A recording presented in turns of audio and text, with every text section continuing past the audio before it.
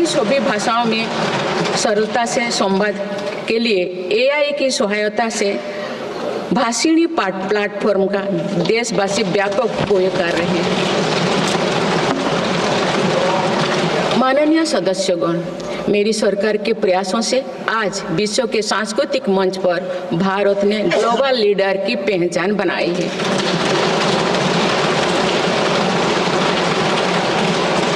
सभी एशियाई बौद्ध देशों को आपस में जोड़ने के लिए मेरी सरकार ने पहली एशियाई बुद्धिस्ट कॉन्फ्रेंस का आयोजन किया। पिछले वर्ष वर्ल्ड हेरिटेज कमेटी की बैठक का आयोजन भी भारत में हुआ, जिसमें 140 देशों ने भाग लिया। अंतर्राष्ट्रीय योग दिवस के माध्यम से पूरा विश्व आज भारत की योग परंपरा को अंगीकार कर रहा है। माननीय सदस्यगण, प्रगति की भव्य इमारत को नई बुलंदियों तक ले जाने के लिए मजबूत स्तंभों की जरूरत होती है। भारत के विकास के लिए मेरी सरकार ने रिफॉर्म, परफॉर्म और ट्रांसफॉर्म के ऐसे ही 3 मजबूत स्तंभ बनाए हैं। आज ये सब पूरी दुनिया में भारत के नए गवर्नेंस मॉडल का पर्याय बन गए हैं। सरकार ने संविधान के लागू होने से पहले बने कानूनों की विस्तृत समीक्षा की है। कई कानूनों को निरस्त या संशोधन किया जा रहा है ताकि पूरा तंत्र वर्तमान सामाजिक और आर्थिक चुनौतियों का सामना कर सके। सरकार अब तक 1500 से अधिक पुराने और आवश्यक कानूनों को निरस्त कर चुके हैं। गुलामी के कानूनों को हटाकर दंड संहिता के स्थान पर न्याय संहिता लागू किए गए। जन विश्वास और जन भागीदारी के साथ मेरी सरकार जनता का जीवन सुगम बनाने पर कार्य कर रही है। विवादों को निपटाने के लिए विवाद से विश्वास की पहल की गई है।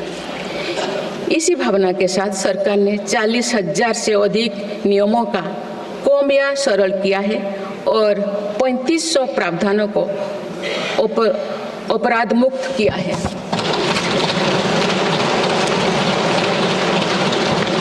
मेरी सरकार ने देश के अत्यंत पिछड़े इलाकों में आकांक्षी जिला कार्यक्रम प्रारंभ कर सुशासन का एक अनूठा प्रयोग किया है।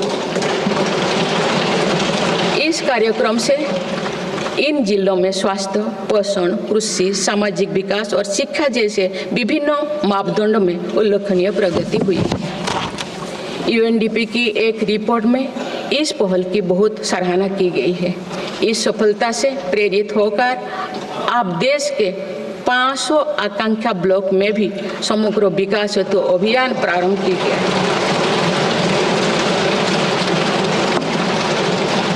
सुशासन पर ध्यान केंद्रित करते हुए आई गोट कर्मयोगी डिजिटल प्लेटफॉर्म बनाया गया है, जिससे सरकारी कर्मियों को अपनी दक्षता बढ़ाकर कर्मयोगी बनाने का प्रोत्साहन मिल रहा है। इस प्लेटफॉर्म पर 1700 पाठ्यक्रमों उपलब्ध है और अब तो 2 करोड़ से अधिक प्रशिक्षण पूर्ण किए गए हैं। माननीय सदस्यगण, इस वर्ष देश सरदार वल्लभ भाई पटेल की 150वीं जयंती मना रहे हैं।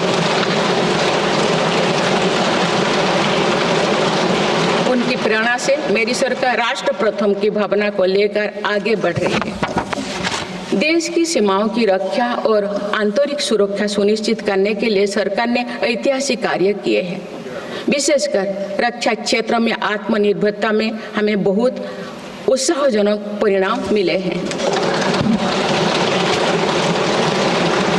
हम मेक इन इंडिया से मेक फॉर द वर्ल्ड की ओर बढ़े हैं। इससे देश में रोजगार के नए अवसर भी बन रहे हैं।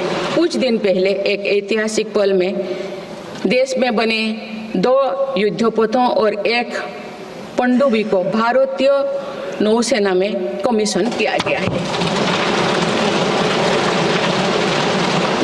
डिफेंस इंडस्ट्रियल कॉरिडोर की स्थापना और डिफेंस स्टार्टअप्स को प्रोत्साहन देकर हम आत्मनिर्भरता का और स्वरोजगार को मजबूती दे रहे हैं।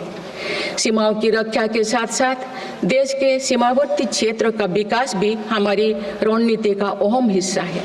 सीमा क्षेत्र की सड़कें और अटल टनल, सेला टनल, सोनमर्ग टनल जैसे आधुनिक इंफ्रास्ट्रक्चर से रक्षा और पर्यटन का बढ़ावा मिला है।